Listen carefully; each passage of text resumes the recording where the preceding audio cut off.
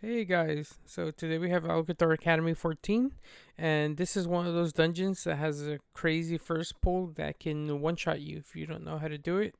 This is the route. The route I do in the video is a little bit different. I kind of pull more packs together instead of doing them as an individual. You'll see in the video right now. And this is the gear and the stats. As you can see, Umbral Plume really giving me a lot of crit rating. As you can see, give me up to 38%. And that's the Mythic 2H that I used. I had to switch from one-handers. This ring here I'll replace with a crafted one, but it's a good one because it has crit versatility, which we need. Okay, so here we go. Now, in this start, you can pick from one of two buffs. The first one here, which is the Black Dragonflight, which is crit, or the Red Dragonflight, which is versatility. And, both these stats are good. I'm just taking crit here because it'll bump me up over 40%. It gives me more healing, more damage. More healing, I mean, because of Celestial Fortune. So for the beginning here, you want to let these guys kind of go by. You only want one pack of Skitterflies in the first pull, and then you'll chain in the others. I did this wrong here, as you'll see, because I pulled these, and then the ones that are patrolling around get pulled in as well. The reason for that is you don't want to put your party at danger. They already have to dodge these circles, and you don't need them to worry about anything else. So the main problem here are the bleeds, right? So I have 2 stacks here, and then the third's applied. Once the timer on that gets down to 5 seconds, I roll away and I kite, and then once it's at 2 seconds, I come back in, right? So the Vile Bite, which is the one that applies to bleed, has around a 2 second cast time. So you want to roll away enough so that the bleeds don't overlap, right? Here again, rolling away and then coming back in. Your damage will take a bit of a hit. I mean, even as a Master of Harmony, my damage is a little bit low, so it's gonna take a bit more of a hit. But that's fine. What you want to do is just to survive this, right? So again, 5 seconds. There, I just overstayed because it's just only one guy left, right? Everything else is pretty much done. But whenever there's 5 seconds left, even at 6 seconds, you can roll away and just keep kiting, right? Your DPS are gonna be taking care of most of this stuff. So your main job is to not get one shot by the bleeds. So just roll away, kite till it's about at 2 seconds on your debuff timer, and you can come back in, right? That's the main important part. So this first boss is kind of simple. All you gotta do here for the first part is make sure that everybody's stacked on you, and you rotate to the left, right? I'm pinging it there just so you know which direction I'm gonna be turning in. So the reason for this is you want to make sure that all of the ads are spawning in close proximity so that you can aggro them and so that your group can cleave them down fast. There, I think the mage kind of thought that that's where we were all going to stand, so my bad on that, I guess. So once the Ancient Branch spawns, interrupt the healing touch. You don't want them to heal it. And when the Ancient Branch dies, he spawns a green circle, right? You want to stand in this because it'll cleanse the ticking dot on you, right? So you have a bleed on you. That circle clears it. The bleed lasts about a minute. So if you don't clear it off you, you're going to be taking a lot of damage. The second set of lashers is usually the ones that move around. As you can see, they're poisons the group, right? So if you have your detox, you can probably help out the healer by using it on one of the DPS. I normally don't cleanse myself. You should be able to live this. And again, this other set doesn't have anything that's dangerous. You just have to kill them, right? One thing that I started to experiment with is dragging the Overgrown Ancient out of the circle that the Ancient Branch leaves, right? The reason for that is that it heals them for like a little bit. I think it's like 1,000,000 HP or something. It's not necessary, honestly. It's a little bit silly. I just, for the heck of it, I just wanted to mess around and see if it was possible. And yeah, you can pull them out. I don't think I do it in this video, but in the 15 night time, I just dropped my Transcendent Spirit, and then I rolled away, taunted it so that he would move away fast, and then I would just teleport right back. And yeah, it prevented him from getting healed. I guess over the course of the dungeon, it is an extra 2 million health that you are kind of avoiding him from healing. But the fight is pretty much self-explanatory, right? Like you don't need to do too much. I just like to overdo things for no reason. So we come to the first mini boss. This guy has 14 million health, almost as much as the ancient guardian, right? It's a little bit insane. Um, what I do here is I just tank him in this corner, right? There I wasn't paying attention, but thankfully the human ratio helps. Um, I just tank him in this corner. I'll take the full hit, and then I'll just rotate around, just so that if you have any melee, they don't get hit by this. Luckily, we're all ranged, so they don't have to worry about it. I have to worry about it. But you just tank him in this corner, and just rotate around whenever the little tornado spawn. There, I'm not sure what took him out there. I think he probably got hit by one of the little tornadoes. But other than that, it's simple. In 19s and 20s, I've seen these guys experiment with evokers tagging the eagles from the next platform into this for funnel and to help clear it a bit faster. Is it necessary? Probably, but not in the 14 that you don't have to worry about yet. So that's what they do. It's they come over here and they grab these territorial eagles. These guys, they leave a bleed on you, right? So what I would recommend is once your bleed stack is up at around 4 or 5, you leg sweep like that. Let the stacks fall off, and then once they come back, let it reapply. But normally leg sweep is enough to help you live this, because this can get a little bit dangerous if you get around 9 stacks, which with all of those eagles there, yeah, it can happen. You can also tag these in the air. Just hit them. Helps with the aggro as well, especially on this alpha eagle. You don't want him to land and then hit one of your DPS, because it'll most likely one-shot them.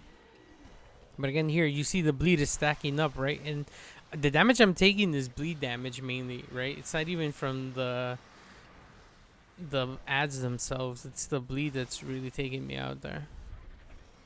And again, for this next pack, Blackhawk statue in the middle really helps, because I'll be able to AoE taunt everything. As you can see there, I used it, but I think I might have used it a little bit too early while they were still at a range. But again, same thing here. Waiting for the bleed stack to go up and leg sweep to reset it. As you can see there, it's a huge difference in the damage I'm taking, right? So just be sure to help clear your bleed stacks with that. You can also ring a piece them off you if you don't have your leg sweep. So it's kind of important to know these little things, I guess. I didn't know any of this stuff. I just kind of just looked at it and I was like, oh, okay, I guess I can do this to kind of survive. I do watch videos from other people, and it's mainly just to see how many mobs they can survive. Here I was looking at the route and almost got hit by that. But yeah. So again, I watch other videos just to see how many mobs they can pull. They're mainly Shadowpan, so it's a bit different. So but I'm just kind of curious sometimes. Here, Savage Pack, Celestial Brew It helps you out with the damage. I know a lot of people who play Brewmaster, or I would say most tanks in general, are dwarves, and dwarves can clear bleed. So again, that's something else to take into consideration if you play Brewmaster and want to make like this dungeon a lot easier. But this is pretty much a tank and spank up until 75% when the first set of orbs starts to spawn. As you can see, we're doing wind first, and the reason we're doing wind first is because it's easier to live, right? If you do fire, your whole party is going to be ticking you're going to be taking AoE damage the entire time, and you don't want that.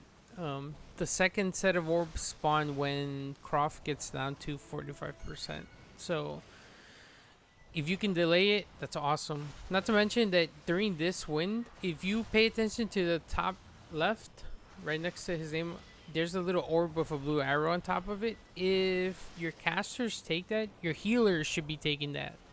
Um, it gives them movement speed and the huge haste buff, so it makes this race a lot easier because they can cast normally without being pushed away with everything. So that's something that they have to kind of look out for. And here comes the next set of orbs. Again, at 45% health, we managed to drop it pretty high here. But yes, you have to make sure that you get it out before Ruinous Winds cast, because that's going to be a one-shot. Now this is where things start to get a little bit crazy, right? Now you're dodging circles, you're dodging tornadoes, and you're getting pushed back. What I like to try to do is try to keep it here in the middle. It's a little bit rough. And also aim it completely away from everyone, right? So Deafening Screech is the AoE, and then he does Overpowering Gust, which is the frontal. So you have to be mindful of not aiming the frontal towards your group, right? So there's the frontal. If you get hit by it, you probably won't die if you're at 100%. But if you're anywhere near like 50%, you're gonna die. You're pretty much gone. So just be careful and be mindful of that.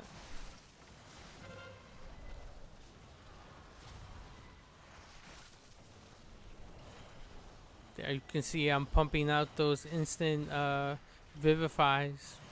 So whenever you keg smash, you get a free instant vivify. Yeah, but the damage was pretty decent, so we managed to get that down. And now we're on to, I guess, what's considered some of the harder trash here. But there's a little trick here, and I tried to show this group how to do it. I was typing it out and talking to them, right? Again, you don't need to pull those. I don't need to pull those. You just need to pull the 2 Vicious Ravager packs here. So the way this works is the huge circle under the boss, your whole party has to stand under him, right? They just stand under him. Demon Hunter not doing it correctly. The healer not doing it correctly. If they all stand under it, the Vicious Ravager is going to leap on you. What that means is that the Vicious Ravager only leaps on the person who's the farthest. Now, if everybody is under him, only leaves you as the person who's the farthest. Here, the shaman didn't understand what I was trying to explain to him, so he kept running under it with the debuff, and as you can see there, he died. So at this point, I was a little bit like, we keep doing this, we're definitely not gonna time this. But I keep typing it out and explaining to them, like, look, all you have to do, right here I'm typing it out. I'm like, all you have to do is just stand under its hit marker, and I'll kite it back slowly so that I'm the farthest one the entire time, right? But I guess they probably got nervous, or this was the first time hearing about this, right? So I'm pretty sure not a lot of people know about it. But again, if you have your whole party stand under the hit marker, the Vicious Ravager will jump on you as long as you keep kiting it back slowly because you're the farthest target. I think we get it right one time. You'll see in a little bit. But I do get hit with one of them because everybody does manage to stay under it while I kite it back. So there I'm typing, and as you can see, I'm just ordering, just trying to explain it to them again. And you can see, there I get hit. Why? Because everybody's under their marker, and I'm the farthest target. They go back to not doing it again afterwards, but you know, it is what it is. But if you play with a group, this is something important that you can tell your group to kind of help out with this, because that lunge attack deals a lot of damage, especially on your DPS. So just be a little bit mindful of that. Here, the only dangerous thing here are those little battle axes.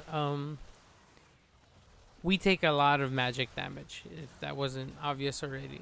Those battle axes will deal a lot of arcane damage. So If you see your health dropping fast, it's because you're taking a lot of damage, a lot of magic damage. It's not even physical anymore.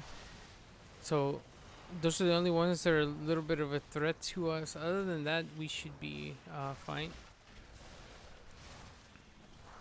You know, and I'm always trying to maintain a decent sized pack, just so that the demon hunter can funnel properly. I think the more targets they hit, the more orbs they can spawn, and if they spawn more orbs, they can do their little, I don't know what it's called, raffle, void fall, whatever that ability is. At this point, also, I kind of just gave up on the Ravager attack because they were not gonna stand under him. I think it might have to be the fact that it's like an LOS thing. Here, I was just typing to them again, telling them to like just forget about it at this point. But we got it right there again, and I got hit. So 2 out of 10, I'll take it. Okay. It is what it is.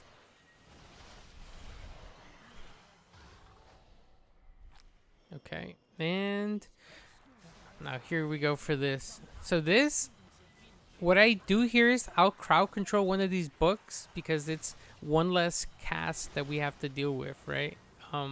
We already have 1 textbook and then 2 corrupted mana fiends, right? Luckily we managed not to pull that other textbook, or else it would have been like 4 casts. Also, this is why I hate Platinator. As you can see, I'm trying to click on one of these to interrupt, and it's not working. I think I'm gonna have to find a way to make Plater work somehow. I don't know why, but Plater just doesn't seem to work as good for me. And here I'm like panicking, trying to interrupt.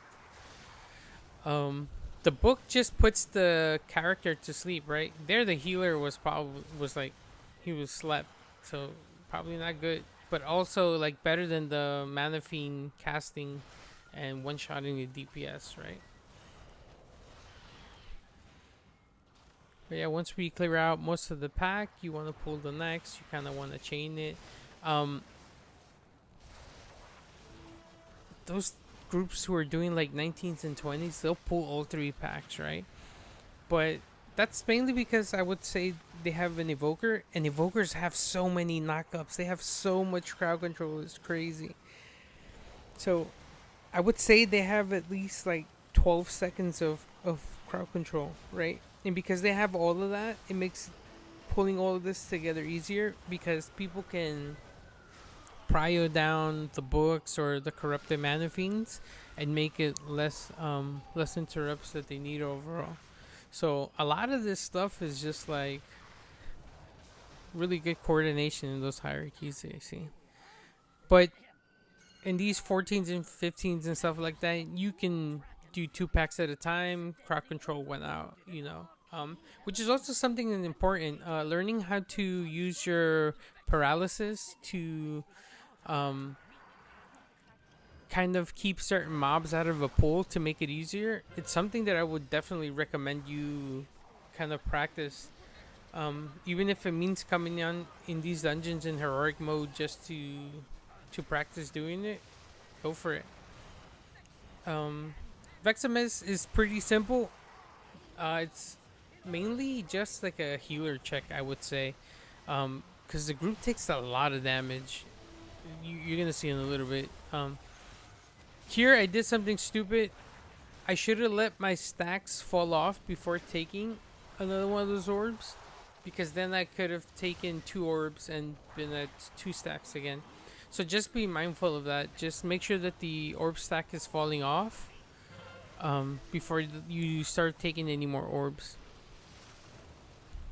So again, here I'm taking 2. Well, the mage took 1 there, but you take it, let the stacks fall off, and then you take 2 again. Even if it means like delaying a little bit by moving the boss away a little bit. But I don't think the debuff is like super impactful either way, because it just increases the damage you take from the orbs. So I guess delaying taking an orb isn't really gonna be like a make or break thing. The orb shouldn't one shot you even with a 3 stack. I don't think. And again, that's why it's a healer check, right? You take so much damage here that the healer is just constantly under pressure, man. So I kind of feel him there.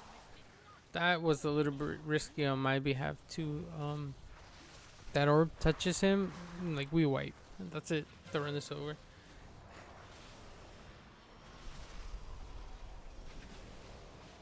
So, you know, it's definitely a bit rough on the healer, and it's kind of also I feel like why sometimes my damage is a little bit low on bosses. It's because I constantly feel like I have to be an off healer as well. So because I have an instant vivify, like I'm just paying attention and topping off whoever I can, because even if it means losing like 2k DPS but maintaining a healer or a DPSer alive, we'll be fine.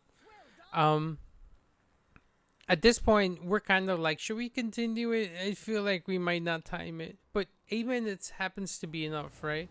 We just need roughly around 4 minutes for the last boss, right? So it means that we have to clear all of this trash in about 3 minutes 30 seconds, and we still have about 2 more packs to pull, as you'll see right now.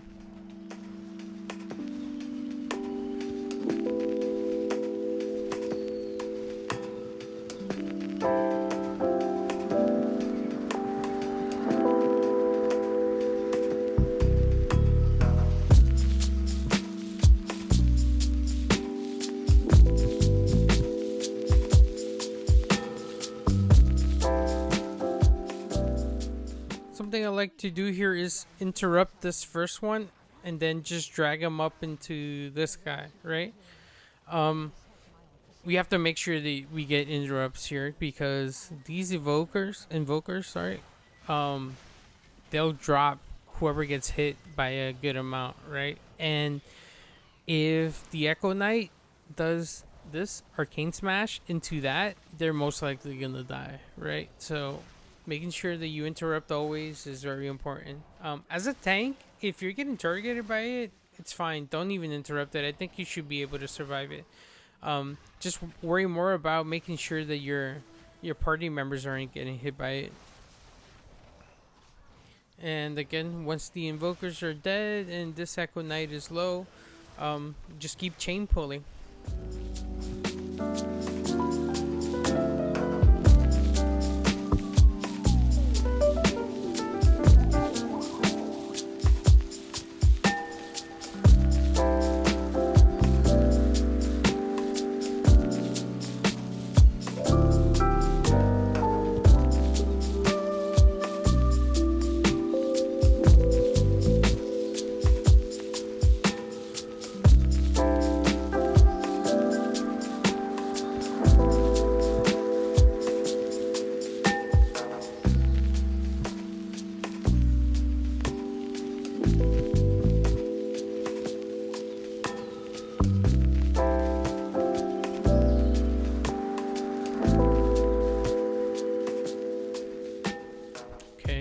Now for the last boss. So, just a couple of things. If you notice, he spawns 2 of those pools in the beginning.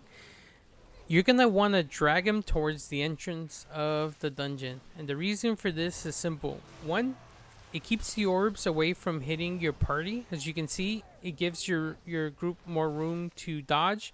There, sadly, the shaman got hit by one. I don't know. Probably not paying attention.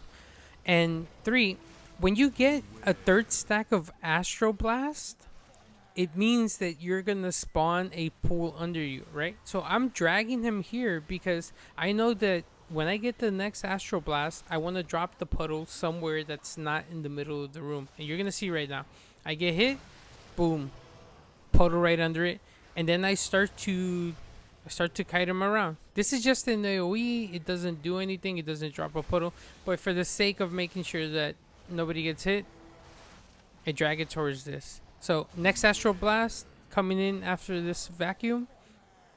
So I'm looking to see where I'm going to drop it. And again, just to make sure that nobody gets hit, I'm positioning myself next to this previous puddle, and I'm just gonna drop it there. Also making sure that I don't get hit by any orbs, right?